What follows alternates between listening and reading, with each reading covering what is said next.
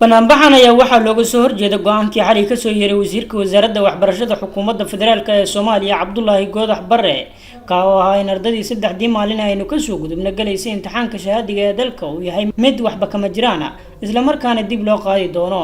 ardayda banaanbaxa ka dhigay magaalada Beledweyne ee gobolka Hiiraan ayaa sheegay in ay ka xun yihiin hadalka wasiirka wasaaradda waxbarashada xukuumadda federaalka ee Soomaaliya. dibadbaxan ayaa intii uu socday waxa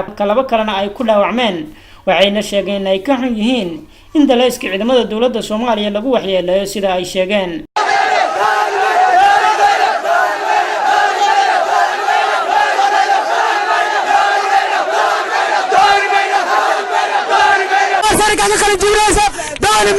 وزارة وحبرشنا قول برا دولة كل مرة إذا أردنا تعاقب في سلسو أنا قش مصابين أيجي دولة داية صبح وزارة داية صبح سي أنا وأنا مسكين وأرده كبالي مركز أي خلافين تعاقب قتين ضدك اللي معنا ذا قتين أردنا ذي أي أنا تعاقب بردرين تاسني وعيالين أنا مان لعبري سبعبري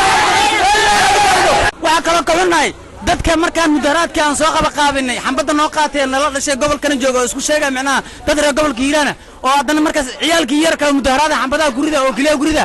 aadaan ugu xunnahay waan xabaareynaa kuwaas saaki waa dhaawacantay intaan ognahay labo laakiin waxa la sheegaa dad kale inta luqida ku dhaawacmay intaan ognahay laakiin aniga ka shakhsi ahaan meeshaas ay firro iga soo gaaray ka shakhsi ahaan nuur ahaan in arday ay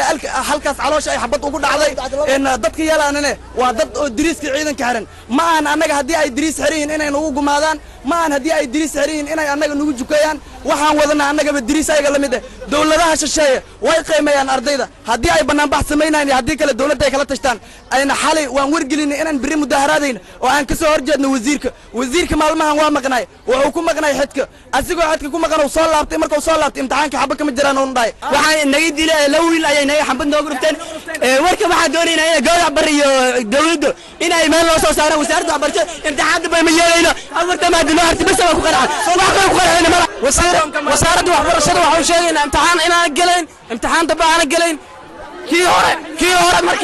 kii hore markay gateen mid kale lacag ay rabaan dhanka kale ma jiro wax war oo ka soo baxay mas'uuliyiinta gobolka Hiiraan iyo laamaha amniga degmada Beledweyne ee gobolka Hiiraan ee ku aadan arintani.